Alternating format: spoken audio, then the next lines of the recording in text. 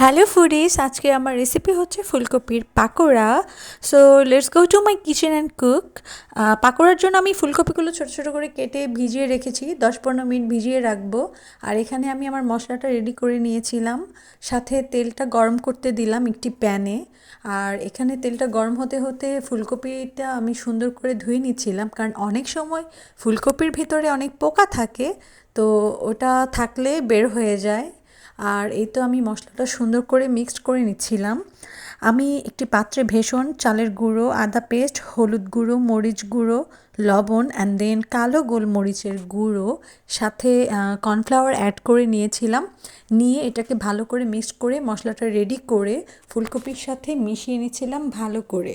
তারপর আমি এই যে ভাজতে শুরু করে দিলাম। তো ফুলকপিটাকে ওভারক্রাউড করে ভাজার দরকার নেই, সামান্য গ্যাপে গ্যাপে তেলের মধ্যে ছেড়ে দিতে হবে। আর আমার এই রেসিপিটি আপনারা ফলো করলে আপনাদেরকে ফুলকপিটাকে আগে থেকে ভাপিয়ে নিতে হবে না বা সেদ্ধ করে নিতে হবে না, এটা ভেতর থেকে সুন্দর করে কুক হয়ে যাবে। পাকোড়াটা ভাজার সময় আপনারা অবশ্যই খেয়াল করবেন চুলার আঁচটা মিডিয়াম ও হাই হিটের মাঝামাঝি রেখে ভাজতে। লো হিটে পাকোড়াটা ভাজলে অনেক সময় দেখা যাবে তেল অ্যাবজর্ব করবে, আর ভাজার পর একটা নরম সগি হয়ে যাবে, খেতে ভালো লাগবে না। আর খুব হাই হিটেও ভাজা যাবে না, তাহলে ভেতরটা কুক হবে না। আর এইটি আমার পাকোড়াটা রেডি। সো বাসায় ট্রাই করবেন। আল্লাহ হাফেজ।